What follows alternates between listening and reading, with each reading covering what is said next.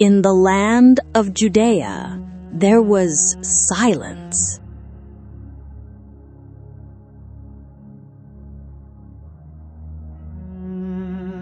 But not the silence of peace, the silence of a breath held. They stole the light from our windows, the prayer from our lips. Their king, Antiochus, demanded surrender, not of territory, but of the soul. He desecrated the holiest place on earth, installing his idols. There is only one power, one truth, mine.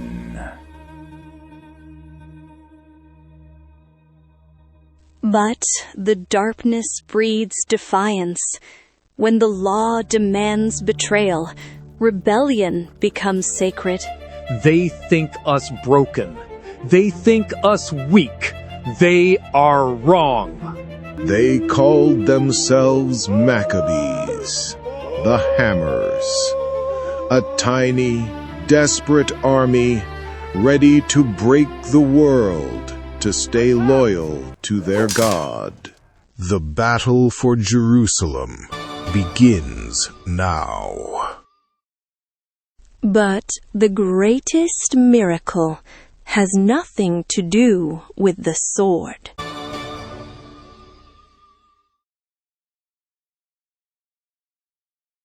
The year is 167 BC.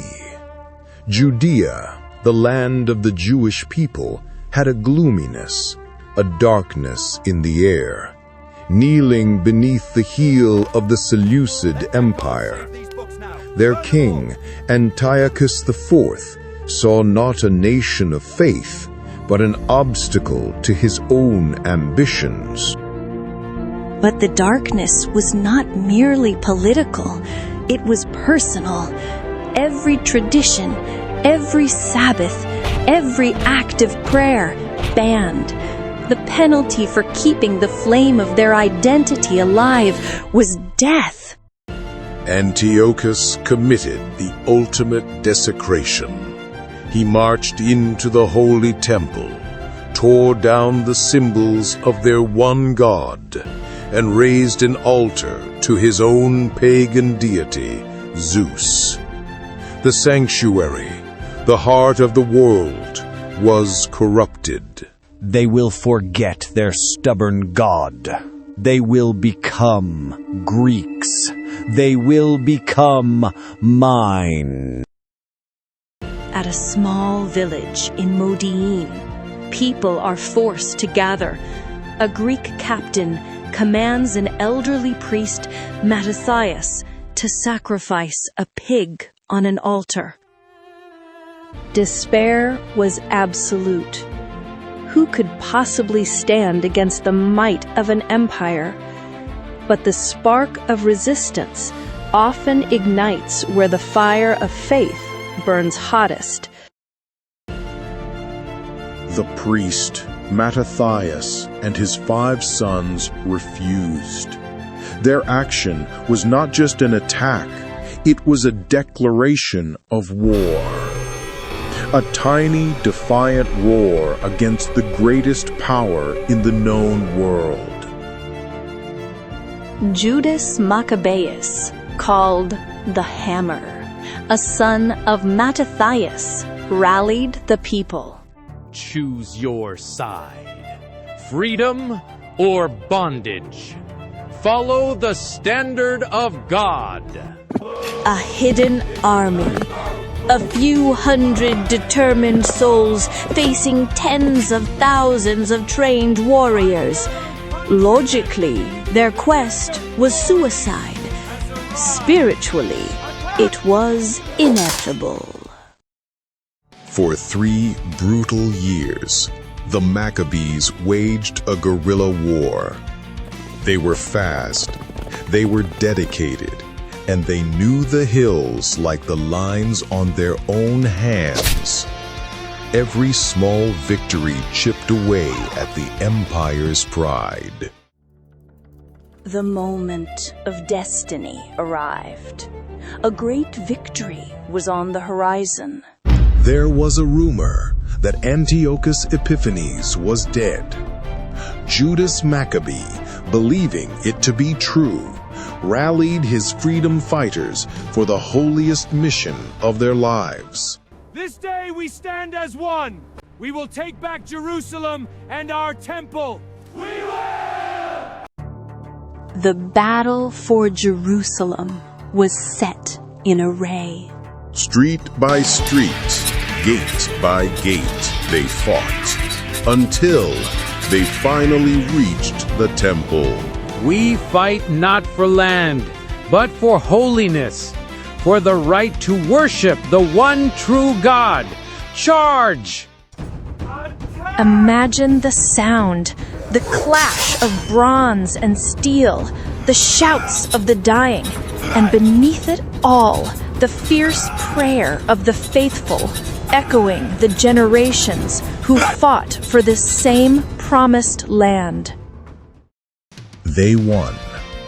Against all odds, the small band of rebels broke the siege and drove out the greatest army of the East. The temple was theirs once more.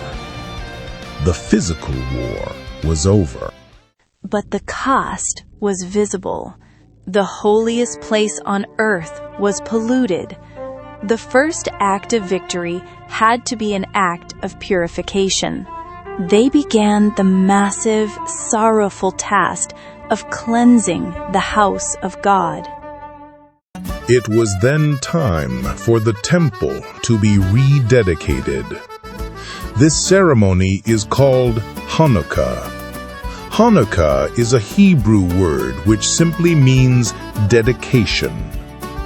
The rededication demanded the lighting of the menorah, the golden lampstand that was meant to burn perpetually. But fire needs fuel, and this was not just any fuel. The flame must be lit with ritually pure olive oil, specially prepared and sealed by the high priest. The story is often told that every cruse they found was either empty or had been defiled by the invaders. The 8-day process of preparing new, pure oil was far too long. The momentum of their victory would be lost. And then they found it, tucked away, miraculously overlooked. A single cruse, just enough oil to burn for 1 day. They lit the menorah, knowing that by the next morning the flame should falter and die. A beautiful, yet fleeting act of hope. But the impossible happened. The 1 day's supply burned on and on, not by the strength of the oil, but by the power of God. The light was sustained for the entire 8 days needed to purify the new supply. It was a marvel that such a small army could win the war against the great Antiochus IV Epiphanes, the man who calls himself God manifest. But the greater miracle was the victory of the light, a testament that the spirit of faith and freedom cannot be measured by a cruse of oil or the size of an army. Today we light the Hanukkah for 8 nights, not just to remember the dedication of a temple, but to celebrate the truth that even the smallest light, fueled by godly conviction, can drive away the deepest darkness. Wait, that's not all. This victory was not a surprise to the heavens. Centuries before Judah drew his sword, the prophet Daniel saw it all. He spoke of a king of the north, a tyrant who would despise the holy covenant and place an abomination in the sanctuary. Biblical prophecy is about pattern fulfillment. Antiochus was but a shadow, a type of the darkness, the Antichrist, yet to come in the last days. The pressures he placed on the faithful were a rehearsal for the ultimate test of the world's end. But Daniel's prophecy also held a promise that spoke about the Maccabeans and continues to echo through time. But the people who know their God shall be strong and carry out great exploits. The great exploits of the Maccabees were not just about fighting. It was their resistance, a stubborn refusal to bow to Antiochus's anti-God system. When the world fell in line with a secular culture, their courage grew stronger. It was a willingness to fight, to retain godly identity, or die trying. No retreat, no surrender. This will also be the pattern for the final days. As the powerful Antichrist systems of the world demand our obedience, so will the people who know their God rise up, defying this end-time darkness. The Hanukkah story is our blueprint for resistance, our reminder that when the world commands we bow to its idols, when evil tries to claim the temple of our hearts, the same spirit that brought the Maccabees victory and sustained the one-day oil is also within us. We will not bow. Do not fear the coming King of the North. Do not fear the shadows of the end. Like the Maccabees, your strength is not in your numbers, but in the one you serve. If you know your God, you cannot be broken. If you know your God, you will be strong. Carry out your exploits. Let your life be the ninth flame, the one that lights the world when the sun goes down.